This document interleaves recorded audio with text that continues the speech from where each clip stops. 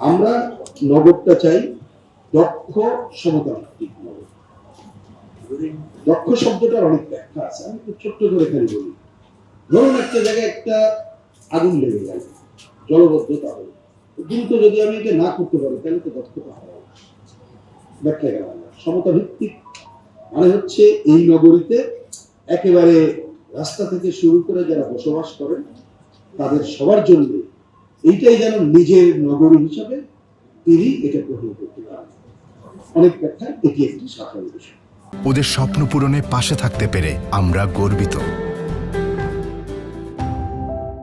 এবার দ্বিতীয় বক্তব্য হচ্ছে যে আমাদের তো রাজধানী ঢাকা, এই ঢাকার যে বাস্তবতা, জনসংখ্যা, তথ্য কি বলে? আমি এখানে বসে একটু মনে হচ্ছিল আমি একসময় আমাদের পার্টির নগরের দায়িত্ব ছিলাম, নগর কমিটির সাধারণ সম্পাদকের দায়িত্ব ছিলাম আজ থেকে 25 বছর আগে। তখন ডক্টর রশিদ আল ইসলাম, আমি একটু পড়াশোনা করতাম তখন একটু বেশি নগর নিয়ে। আমার মনে পড়লো যে একটা তথ্য বলতেন, উনি ওনার গবেষণা বললো যে যত মানুষ ঢাকায় আসে 10 বাসের সমান পরিমাণ লোক ঢাকায় থেকে। সর্বশেষ 23 সালের তথ্য বলছে 5 লাখ লোক অন্তত পক্ষে বছরে ঢাকায় থেকে যায়। তাতে গড়ে হিসাব করলে 13 থেকে 1400 থেকে যায় বাস্তবতা। এবং তথ্য বলে যদি আমাদের উপকূলীয় অঞ্চল ওই জায়গার সংকট না কমাতে পারি ভবিষ্যতে এইখানে মানুষের সংখ্যা বাড়বে। তার মানে বাস্তবতা, ঢাকাকে বাঁচাতে গেলে বিকেন্দ্রীভূত প্রশাসন ছাড়া কোনো উপায় নেই।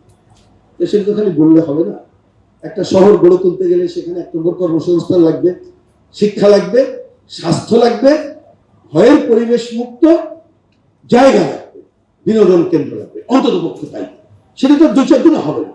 সুতরাং এই বিবেচনাটাকে সামনে রেখে যদি আমরা সামগ্রিক পরিকল্পনা না করতে পারি তাহলে পিসফুল সলিউশন চাইতে পারি, কিন্তু হবে বলে আমরা মনে করি না। এবারে আসি, তাহলে ঢাকায় যারা আসছে এই মানুষ, আমি কি তাদের কার কথা ভাববো? শুধু কি উঁচুতলার? মোটেই না। তাহলে আমাকে ভাবতে হবে এই যে তথ্য বললেন প্রায় 1 কোটির সমপরিমাণ যে মেহনতি সাধারণ মানুষ বা মধ্যবিত্ত মানুষ, তাদেরকে। তাহলে তাদের আজকে স্পেসিফিক আলোচনা যদি বলি, আমি টেকসই নগরায়নের অত বিস্তারিত গেলাম না, আগের আলোচনার মধ্যে যতটুকু সময় তুলে ধরার তার মধ্যে আমি ধারণা করি কথা বলতে পারলাম। এখন তাদের বাসস্থান তো একটা বড়।